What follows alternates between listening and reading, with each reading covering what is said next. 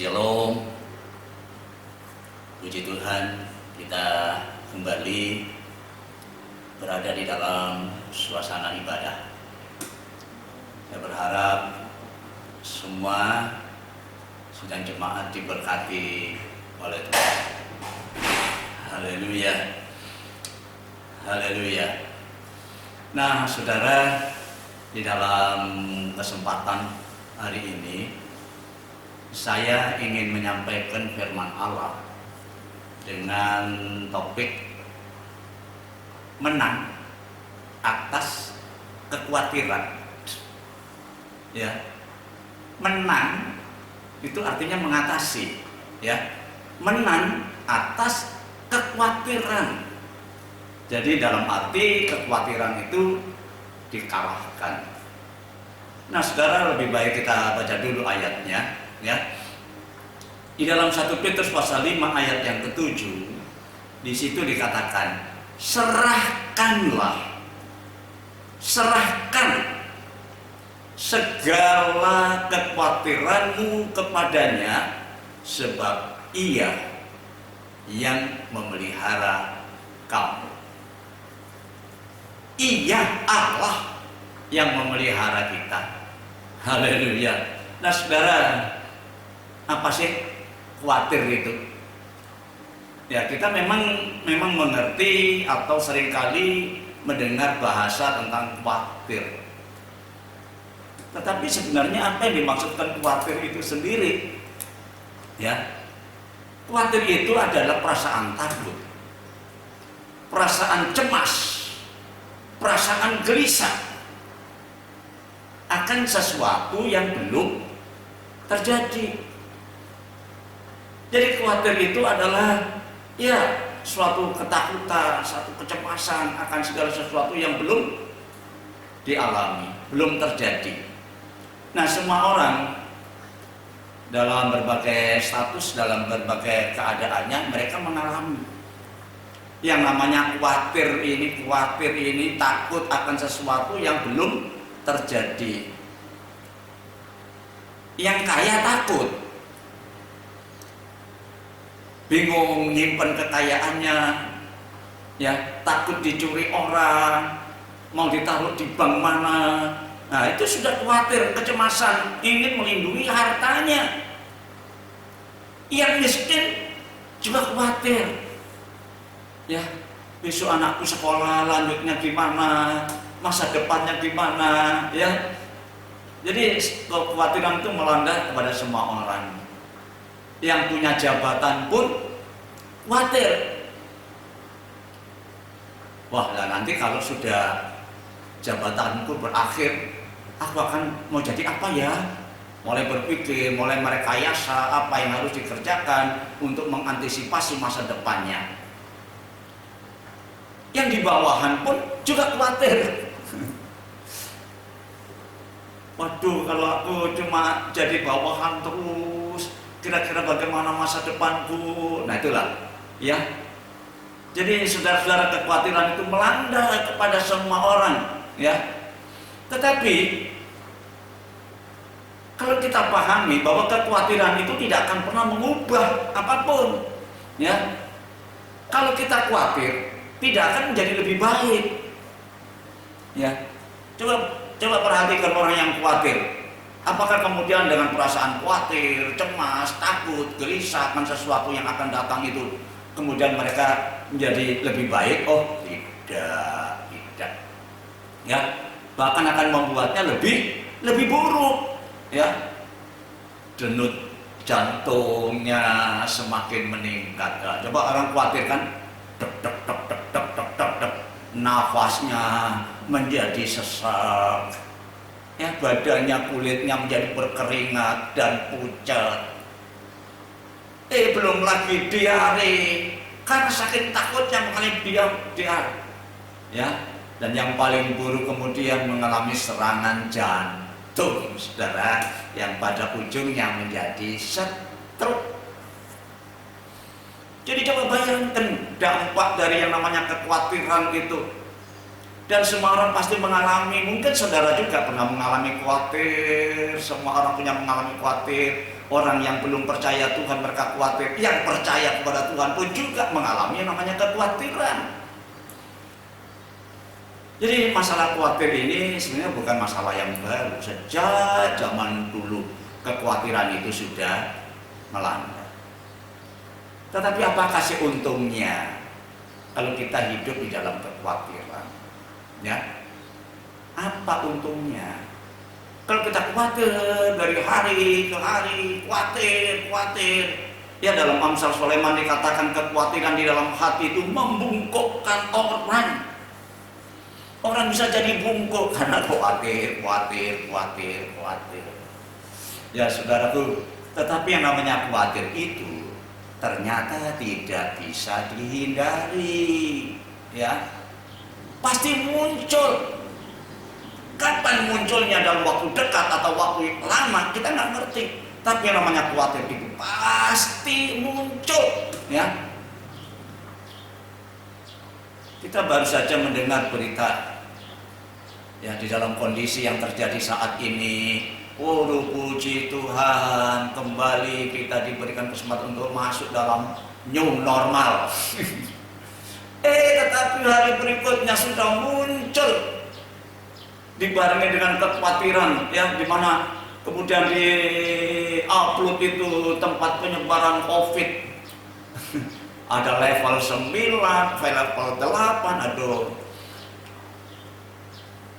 Makan di restoran itu ada levelnya sendiri. Pesen makanan dari restoran datang ke rumah, yuk siapa yang biasa pakai GoFood? Ya, ternyata saudara itu yang membuat khawatir. Sehingga sekali lagi kekhawatiran itu tidak bisa dihindari. Ya, kekhawatiran itu sudah membudaya. Ya, tapi pertanyaannya sekarang, siapa sih yang menyebabkan khawatir ini? Siapa kira-kira? Ini pertanyaan. Siapa yang menyebabkan khawatir? Sebenarnya bukan yang lain, bukan faktor lain, bukan orang lain, diri kita sendiri, saudara. Kelengahan kita, kelalaian kita, ketidakwaspadaan kita, itulah yang membuat kita khawatir. Ya, kelengahan kita sendiri. Jadi sekali lagi bukan yang lain, karena kita tidak waspada. Selama kita hidup, ya sesungguhnya kita berada di dalam ancaman. Ya. Nah, siapa yang mengancam kita? Musuh kita yang paling jahat itulah iblis. Saudara, ya, setan. Ya, kalau kita baca di dalam 1 Petrus pasal 5 ayatnya yang ke-8, di situ dikatakan sadarlah, eling, waspada, jangan lengah. Nah, di situ tadi kan saya katakan bahwa kekhawatiran itu muncul karena kelengahan kita. Sadar dan waspadalah, berjaga-jagalah lawanmu. Oh, ternyata kita punya lawan, saudara, punya musuh. Siapa? Bukan sahabat kita, bukan teman kita, bukan saudara kita, bukan tetangga kita. Musuh itu, ternyata firman Allah mengatakan lawan si iblis itu berjalan keliling sama seperti singa yang mengaum-ngaum mencari orang yang dapat ditelan. Perhatikan, mencari orang yang dapat ditelan. Siapa yang tidak bisa ditelan? Itu orang yang waspada.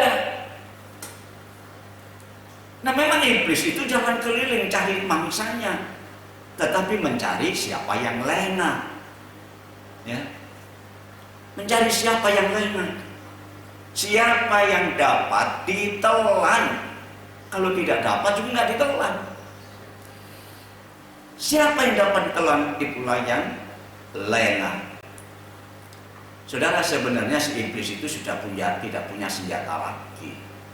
Tatkala Tuhan Yesus mati di atas kayu salib, Alkitab mengatakan dalam Kolose bahwa bahwa itu dilucuti semua senjata dari kuasa kegelapan, dia sudah nggak berdaya lagi.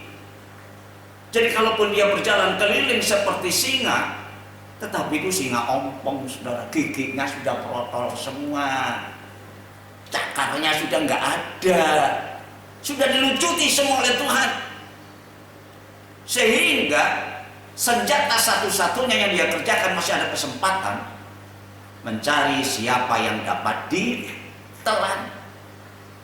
Langsung telan, tidak digigit karena giginya nggak ada, cakarnya sudah nggak ada, saudara ya.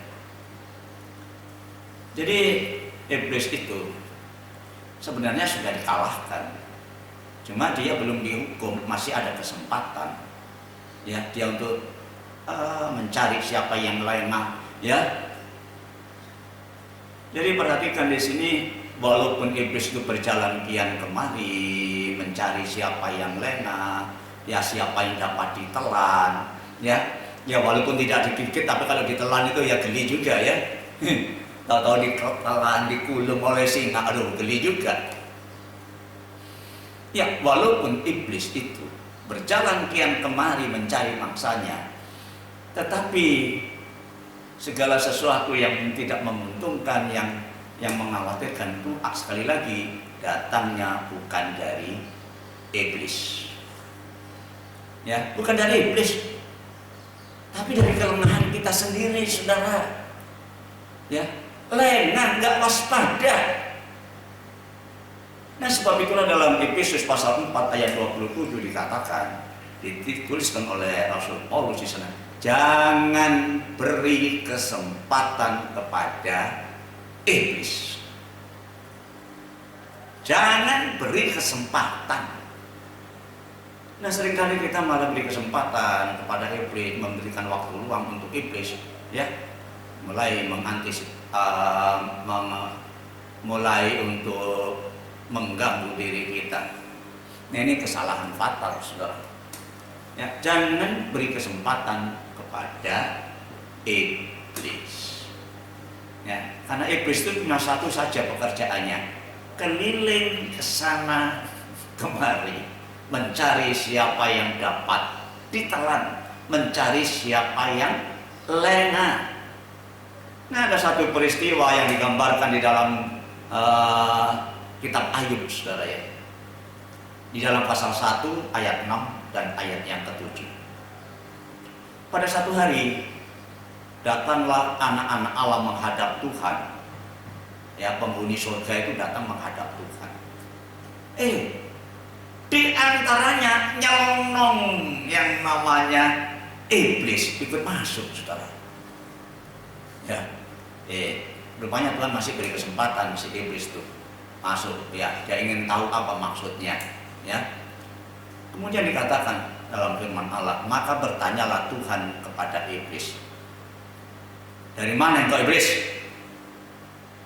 Lalu jawabnya iblis kepada Tuhan, aku dari perjalanan mengelilingi dan menjelajah bumi. Bayangkan, pekerjaannya keliling dan menjelajah bumi. Ini pekerjaan setan.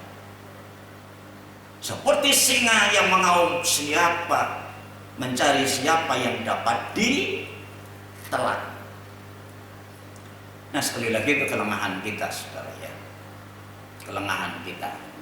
Walaupun iblis berjalan kian kemari, tetapi kalau kita tidak memberikan kesempatan kepada iblis, iblis tidak akan pernah bekerja dalam hidup kita. Dia menanamkan kekhawatiran itu. Ya, senjata yang paling ampuh itu adalah ditanamkan kepada manusia untuk hidup khawatir. Dari hari ke hari muncul kekhawatiran.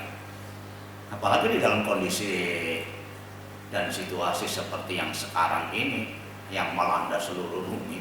Ya, saudara, manusia khawatir kebebasannya sudah hilang. Ya, kebebasannya sudah tidak ada. Dulu bisa berjalan, pergi kemana saja dengan aman, ya, tetapi sekarang pergi harus hati-hati. ya, jaga jarak, ya. Dulu bertemu teman bisa jabat tangan, sekarang malah pakai masker. Aduh, kita hidup di dalam satu hal yang tidak menyenangkan dan kita, ya, kita khawatir sampai kapan hal itu terselesaikan. Ya. Iblis berjalan kian kemari. Setan, kata Tuhan, dari mana kau? Saya dari perjalanan mengelilingi dan menjelajah bumi. Kemudian kalau kita baca lanjut di dalam kitab Ayub itu, Allah berfirman, kamu kenal hambaku Ayub enggak? Dia seorang yang setia, seorang yang taat, ya. Tapi jawab setan gimana? Ya Allah, ya siapa yang nggak taat? Siapa yang hidupnya nggak merasa nyaman? Karena Allah pagari dia. Coba kalau pagarnya itu diangkat, saya ingin tahu dia pasti menghujat. Nah, setan itu mencari kelemahan-kelemahan dan Alkitab katakan setan diberi kesempatan untuk menggoda si Ayub. Tapi apa yang terjadi? Ayub tetap waspada. Anak-anaknya mati semua. Tidak ada dosa lewat mulutnya. Hartanya habis. Tetap dia bersyukur kepada Tuhan. Beda ya. Kita kehilangan sedikit aja sudah ngomel setengah mati. Tetapi Ayub dia bersyukur. Setan masih nggak terima. Badannya dikasih kudis yang begitu parah. Yang nggak tahan istrinya. Dia bilang, sudah hujat saja Allah. Sesudah itu matilah. Mumpung saya masih muda, saya bisa cari lagi. Apa jawab Ayub? Kamu berkata seperti perempuan gila. Kita menerima yang baik dari Tuhan, kenapa yang jelek tidak diterima? Dan Alkitab katakan dengan demikian Ayub tidak pernah berbuat dosa dengan mulutnya. Gagal setan. Saudara, masalah itu terjadi memang setan yang berusaha untuk menggagalkan, tapi ternyata kewaspadaan kita itulah yang penting. Ya. Jadi perhatikan saudara, kita harus menang. Ya. Kita harus menang dari kekhawatiran itu, walaupun kekhawatiran itu bisa datang kapan saja. Tetapi sesuai dengan tema yang saya bagikan kepada saudara, menang atas kekhawatiran. Menang itu artinya kekhawatiran itu bisa dikalahkan. Ya. Jadi bukan kita yang kalah, tapi kekhawatiran itu yang kita kalahkan. Ya. Haleluya. Nah, sekarang bagaimana cara mengatasi kekhawatiran itu, saudara? Ini yang penting. Enak saja ngomong kita harus menang dari kekhawatiran, ya. Padahal itu bisa tidak dari khawatir. Ya. Dan yang kita salahkan tetap namanya si setan. Ya, coba bayangkan sedikit-sedikit. Setan itu. Ya. Ada sesuatu masalah terjadi, kita bilang setan itu, iblis itu. Nah, iblis jadi risih, saudara ya. Mungkin saja dia bisa protes sama Tuhan dan lapor sama Tuhan. Sudah Tuhan, saya pensiun saja jadi iblis Tuhan. Karena apa? Manusia itu yang disalahkan selalu saya.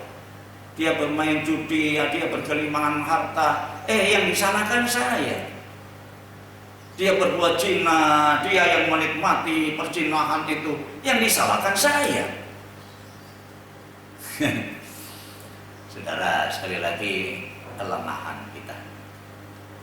Tetapi apapun alasannya, siapa yang bisa memunculkan kekhawatiran itu, kita harus menang. Nah, bagaimana caranya kita mengatasi kekhawatiran itu? Nah, saudara, ada dua langkah. Ya, 2 langkah saja. Yang pertama, saudara, kita harus lawan. Dan yang kedua, kita hidup berserah kepada Tuhan. Ya. Jadi saya bisa temukan kunci di sini bahwa bagaimana kita bisa mengatasi kekhawatiran, kita bisa menang dari kekhawatiran itu. Yang pertama, lawan. Ya. Dan yang kedua, berserah kepada Tuhan. Ya. Haleluya. Tadi dikatakan setelah itu ya, di dalam 1 Petrus pasal 5 ayat 8 itu, sadarlah dan berjaga-jaga, ya, iblis lawanmu. Nah, saudara, tadi dikatakan iblis lawanmu. Itu berjalan keliling ke sana kemari seperti singa mengaum, mencari siapa yang dapat ditelan. Ya, dikatakan demikian bahwa iblis itu adalah musuh kita. Tetapi dalam 1 Petrus pasal 5 ayat 9 selanjutnya dikatakan bagaimana cara kita mengatasi. Lawanlah dia. Lawan. Ya. Lawan. Dan lawanlah dia dengan imanmu yang teguh. Kenapa? Ya, melawan itu bukan dengan kekuatan fisik kita. Kita nggak sanggup, saudara, melawan setan yang tidak kelihatan, tapi memiliki kemampuan untuk menjatuhkan banyak orang. Tetapi lawanlah dia dengan imanmu yang teguh. Sebab kamu tahu bahwa saudara-saudaramu di seluruh dunia menanggung penderitaan yang sama. Ya, lawan. Ya, kita bisa melawan musuh kita bukan dengan kekuatan kita sendiri. Ya, tetapi dengan iman yang teguh. Iman itu kepercayaan, keyakinan. Ya, dengan iman yang teguh. Nah, cuma dari mana asalnya iman itu?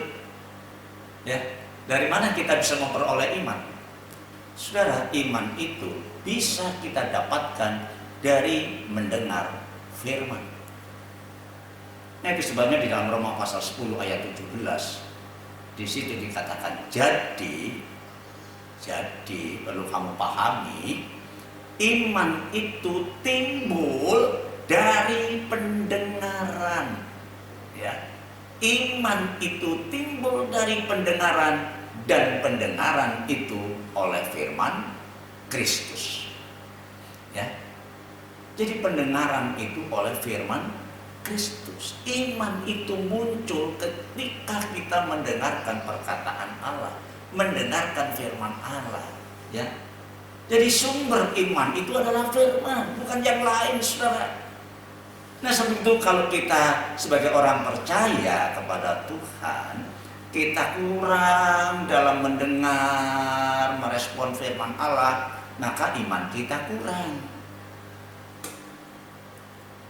Ya. Kalau kita tidak pernah mendengar firman Allah, maka kita tidak punya iman.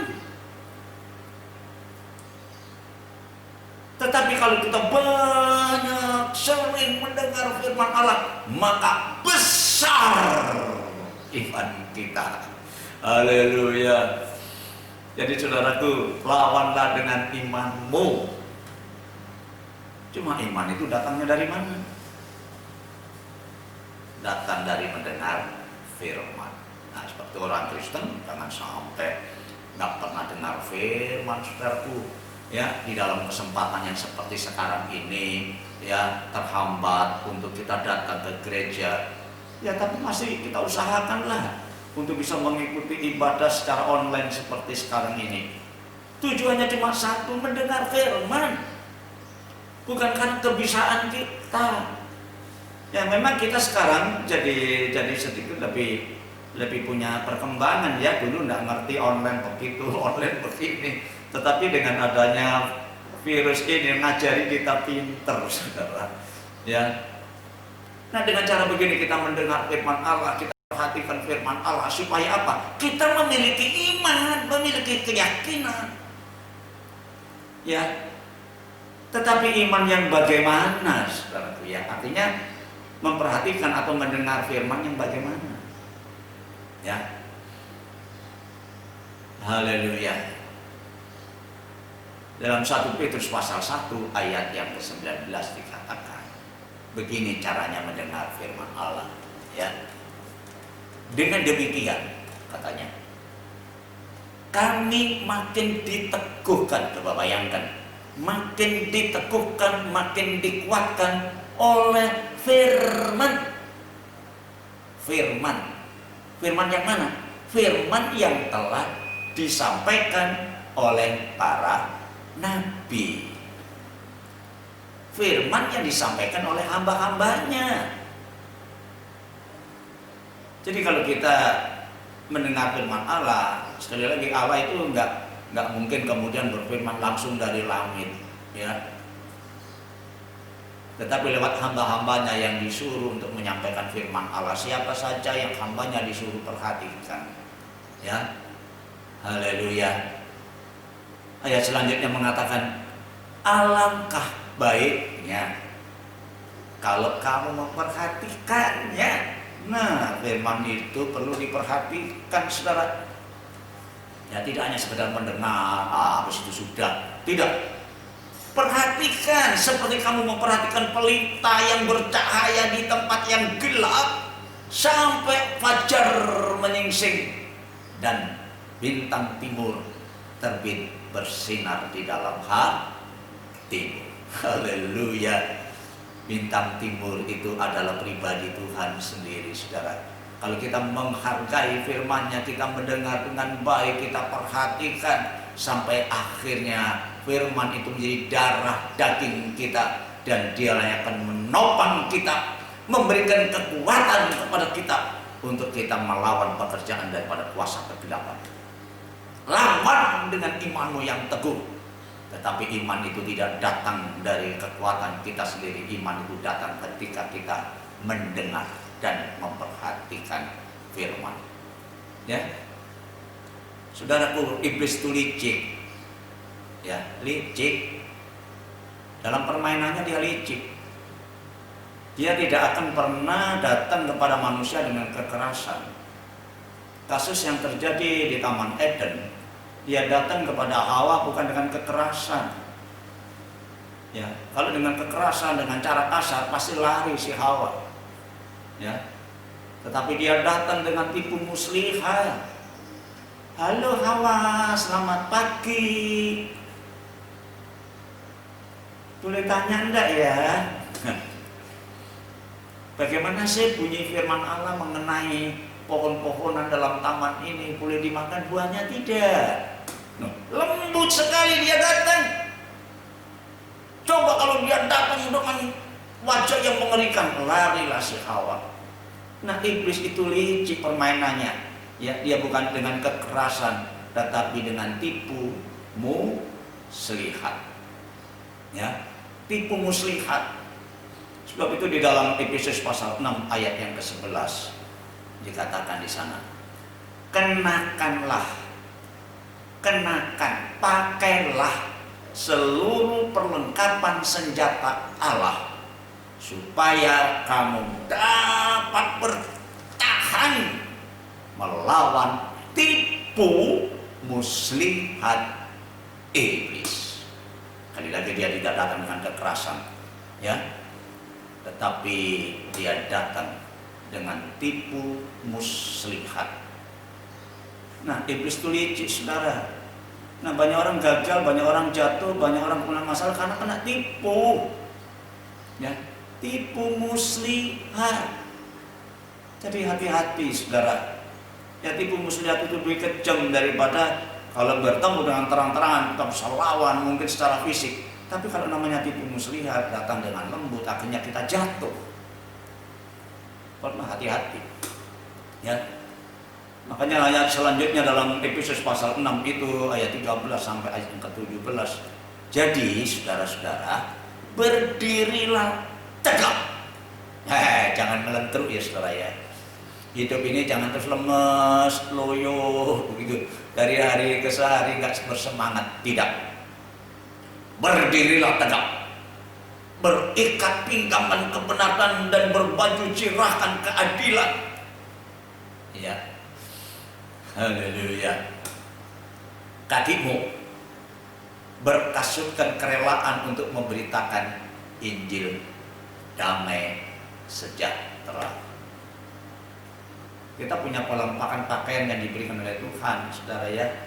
Sapu, ikat pinggang, baju cirah, ini ya baju cirah, mantel, ya, keadilan dan kebenaran. Kemudian kaki kita, ya, itu artinya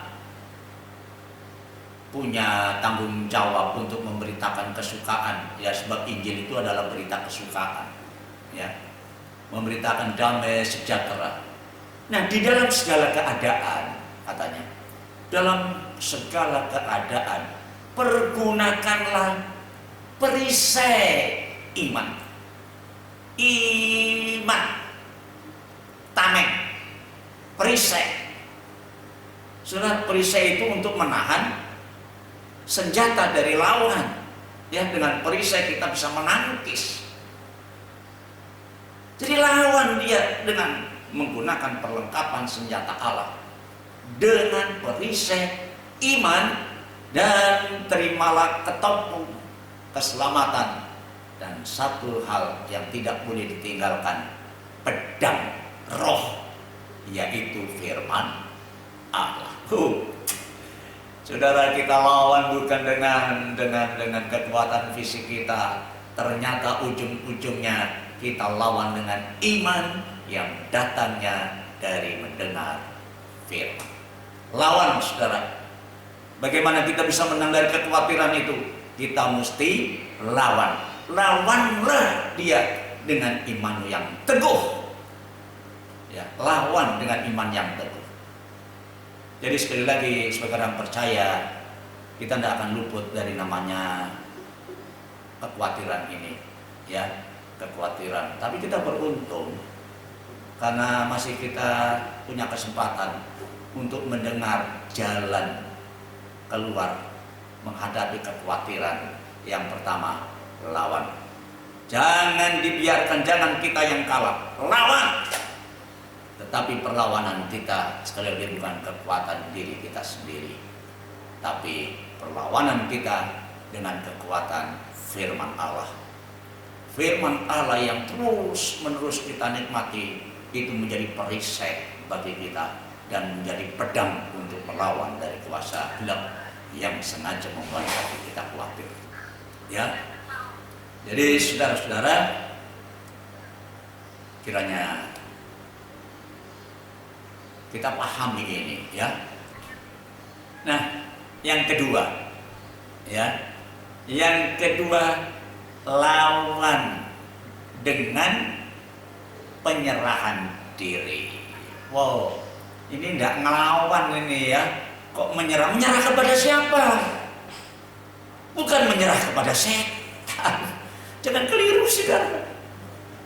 Penyerahan diri ini kita melawan si setan itu, ya, dengan penyerahan diri. Tapi penyerahan diri itu bukan penyerahan kepada si setan.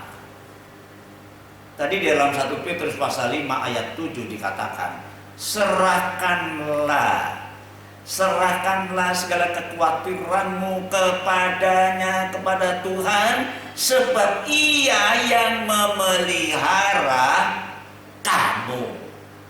Nah, Ia yang memelihara kita. Jadi jangan menyerah kepada setan, ya. Ya sudah, setan, saya pasrah. Oh, habis kita. Ya. Tetapi menyerah kepada Tuhan. Serahkanlah segala semua kekhawatiranmu kepada Tuhan, sebab Dialah yang memelihara kamu. Ya. Jadi saudaraku, serahkan itu artinya kita lepaskan. Ya, namanya menyerahkan. Kalau menyerahkan berarti tidak digandolin, gini, saudara. Ya, Nah, pada waktu Tuhan Yesus memecahkan 5 ketul roti dan 2 ekor ikan, 5.000 orang, itu hanya terhitung laki-laki saja, belum perempuan dan anak-anak, makan sampai kenyang, sisa 12 bakul. Kuncinya di mana? Kok bisa terjadi? Tuhan memang bisa mengadakan mujizat, tetapi tergantung dari respon kita. Waktu Tuhan tanya, adakah roti padamu? Muridnya bilang, ada Tuhan, cuma roti jelek. Ya, mungkin kalau di Indonesia ini roti gaplek, saudara. Ya. Roti jelek, dan lagi jumlahnya cuma 5 ketul dan 2 ekor ikan saja. Nggak cukup untuk sekian orang ini, saudara. Tetapi apa yang terjadi? Tuhan minta itu 5 ketul roti dan 2 ekor ikan dari anak-anak itu. Anak-anak yang punya, yang lain nggak punya. Coba bayangkan kalau anak-anak itu barangnya diminta, boleh nggak? Kalau dia nggak boleh, nggak menyerahkan, mereka kelaparan semua.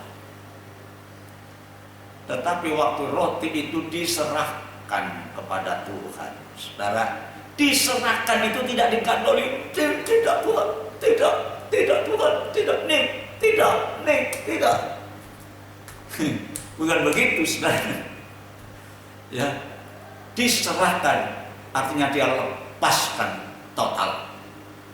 Dan roti itu berpindah dari tangan murid-muridnya yang diambil dari anak kecil tadi, berpindah ke dalam tangan Tuhan, dan oleh Tuhan dipecahkan, 5.000 orang lebih makan sampai kenyang.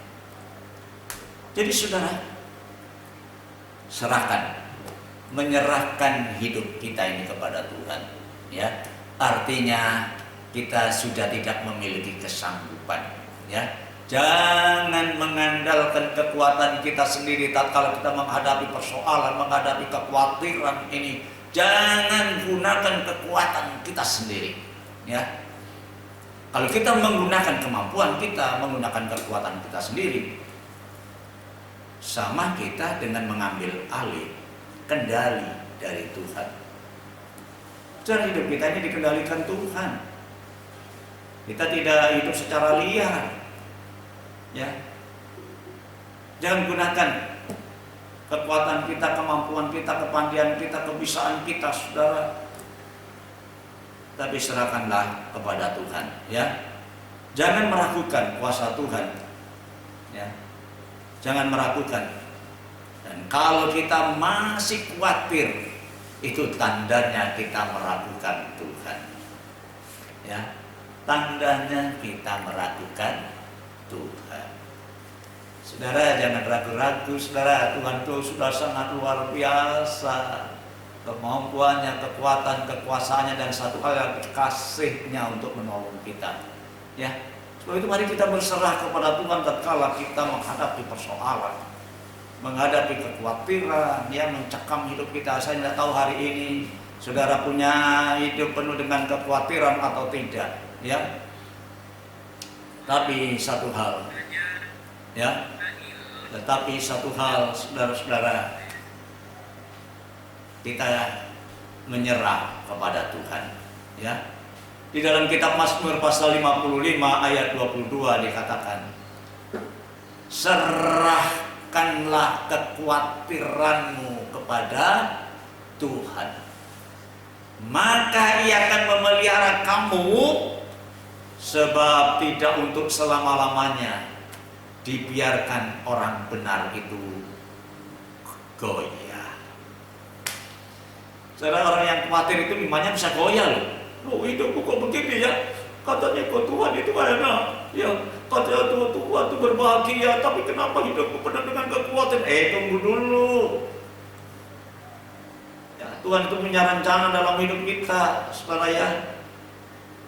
Sekali lagi itu karena kelengahan kita sendiri, kita tidak bersandar sepenuhnya kepada Tuhan. Ya, kita tidak menyerahkan hidup kita kepada Tuhan.